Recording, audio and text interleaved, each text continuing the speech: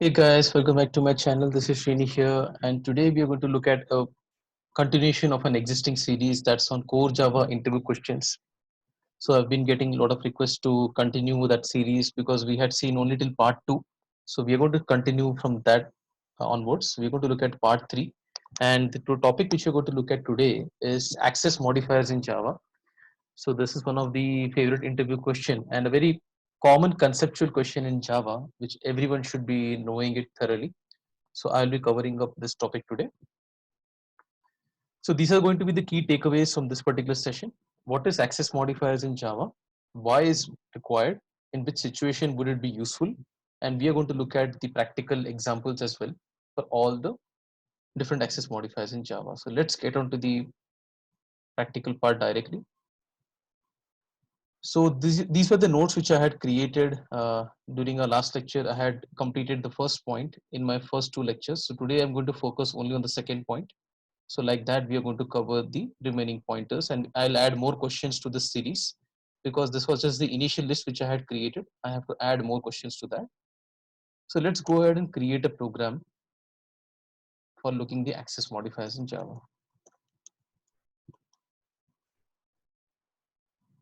Let's create a main method. Okay, so there is a concept of access modifiers in Java. So we have totally four different types of access modifiers in Java, which is for a particular variable or for a method. So those are default. Okay, then we can just make it as a multi-line comment. I can just put the other comments here. Okay, we have default, we have public, we have protected, and we have private. So these four access modifiers are applicable to variables as well as methods. Okay, so I hope this font size is clear to you all and you are able to see this properly. Okay, so default means whatever we are trying to access, if a particular variable or a method is made default, so it means other classes present in same package can access the class, can access this default variable or method from another class. So that's the concept of default. Like if you make any particular access modifier as default, maybe for a variable or for a method, then if other class wants to access that particular variable, we would be able to access it if it belongs to the same package. So let me create one more package here so that we can look at this example. I'll say pkg2 package 2, and let me create a class here called class 2, right? So what we are going to look at first access modifier, let's look at default, means we are not having any access modifier mentioned. So if I write int a, okay, and if I create a method print a, let's say this is a method and this is a instance variable, right? This is an instance variable of a class and this is the instance method of the class. These are the Java concepts which you would be knowing. In case you are not aware of these, you can look at my Java tutorial series, which I can just put the link in this video. So here its job is to just, let's say, do a print. So I'm just doing sys out and I'm going to get the value of a. Okay, so value of a is, just get the value of a and let me initialize this value to 10. So it's going to print the value of a. So this is not having any access modifier before int. So int is a data type. I do not have any access modifier preceding int here. Similarly, for the method print a, there is no access modifier before it. It just has the return type. So what if the class 2 has to access this particular print a method or variable a? Will it be able to access? So let's do one thing. Let's try to have a public static void main here and let's try to access that from a method.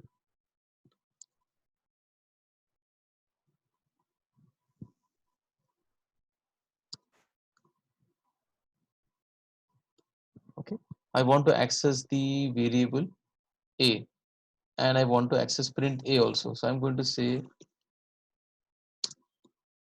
A is okay, and I'm going to say A here. I have not got this A, it's giving me some error for the reference, it's not available to it. And one more thing, let me try to call the method. Okay, so if I have to call this particular method, which is belonging to access modifiers class, I have to create the object of access modifier. Similarly to access variable A, I will have to create the object of access modifier. So what I can do is I can create the object of access modifiers like this. Okay, and it is asking us to import this particular class from this particular package Java interview 1. I have done that. Now let me try to use obj object. Now through dot operator, if I try to access its variable and method, so we are not able to view it, right? So let me do one thing. So do you see here what's happening? I have tried to click on dot operator. I cannot see variable A, neither method to get the value of A, that is print A. Both the particular variable as well as method, both of them are not accessible by using a dot operator, even though I have created the object of this access modifiers class. The reason for that is you are trying to access it from another package. See, it's pkg2, it's a separate package. Even though you have imported your actual class and you're trying to access the variable and method through its object, but since it's present in another package, you cannot access it through a default access modifier. So that's the thing about default access modifier. Other classes present in the same package only can access it. The other classes from the other package. So if uh, it's tried to access from another package, it would not be allowed. It won't be allowed. Now let's try to access from the same package. Now let's go and create a object in aggregation. There is a main method here. Let me try to access it. So I'm going to create access modifiers. Same way, I'm going to create the object obj equal to new access modifiers. Right? And now let me try. Now I can see the variable A as well as I can see print A. So this explains the first concept or the first point about the default access modifier. So I'm just going to say print A. That's it. Let's go to the second point. Second point is about public. Public means all classes, be it in same package or other package, can access it. That's why the name is public here. So if I create one variable now as public int b equal to 20, or let's take in this case a string variable, let's say str equal to string, right? So if I make it as public, now if I try to access from another class, let's say str I want to access and I'm using obj dot, you can see I can have the variable str access from the object even though it's from other class. There is no error. Similarly, if I try to create access it, I can access str. Right? So it's not being assigned to something. Let's say string name equal to obj.str. So that's the second concept, that public can be accessed from same or different package. Now let's come to protected. If there is inheritance relationship, then subclass can access protected variable of the superclass, even though even though it could be in some different package. So I'm going to show couple of things here. First, I'll show inheritance with respect to the classes belonging to the same package, and then we will take the example of class 2, which is belonging to another package. So let's take aggregation here. So if this class has to extend another class, that means we're going to extend here access modifiers. So this is a syntax for inheritance. Again, if you are not aware of the basics of inheritance, you can look at my videos in Java playlist. And it has extended it already. Now I don't have to write or create the object of access modifier because already I have got all of those things as a part of my aggregation. So instead, I'll create the object of aggregation. Okay. And through that, I should be able to still access the whatever methods and variables were there in access modifier. But it's only possible if we do not have anything private. So I'll explain about private in a while. But as of now, you can just consider that we can access a str because these are default and this is public. Right? These two we can access. Let's introduce one more attribute access modifier called protected, and let's take a character data type this time. Let's say c equal to a. Right? So this is a protected access modifier. Now let's have a look if we can access this particular protected access modifier from the aggregation class which is inheriting your access modifier. So if I write obj dot, I can access the character c also. It's showing by empty rhombus symbol here, right? So I can access it as well.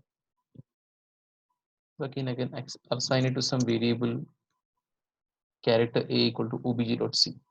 So it's not throwing any error. We can access it if it belongs to the same package. Now let's try to do that same thing from outside the package. If in another class is extending access modifier, so now again the same way we can change the object to class 2, and now it's showing you error because there is no str in obj because it's the object of class 2. But if I make it extend access modifiers, look at this, the error is gone. Now if I try to access the character c, yes, it is allowing me to access, it's visible. So this proves the concept that you can have the access modifier protected access within same or different package, but there should be inheritance relationship. Now what if I don't have inheritance relationship here? This is not going to be accessible. See, it cannot be resolved because it is not having any inheritance relationship. Okay, so I hope this clarifies the concept of protected. This is applying the same concept for variable as well as method. It applies the same concept. Now let's come to private, the last modifier for our session today. Private means only visible to the class in which it's defined. It doesn't matter if you are accessing from same package or there is a relationship of inheritance from another package. It doesn't matter. If you are making anything as private, let's say I make a variable here int d equal to 20. Okay, and I am having one more method here, get d. I need to have a return type here, so I'm going to say int and let me say return d. So this is a method which is again private here, and this is a private access modifier, right? These are instance variable, this is an instance method. Now if you try to do the same scenario, if you can access this particular variable or this method, okay, let's have a look from aggregation now. Now if I comment out the inheritance relationship, okay, I'm going to get the errors for here because these are not accessible. Let me comment it out. Let's try to access the private method which we have created in access modifier, which is d and get d. So there is no relationship of inheritance here. Can we see d or get d here? We cannot because this is a private method, not a public or a default, so we can't access it.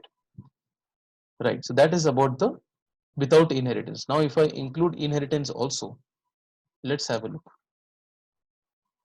We can access the other variables or methods like a, str, c, or print a, which are public or default or protected for that matter, but we can't access d or get d here because those are private to only that particular class. So this is the concept of private.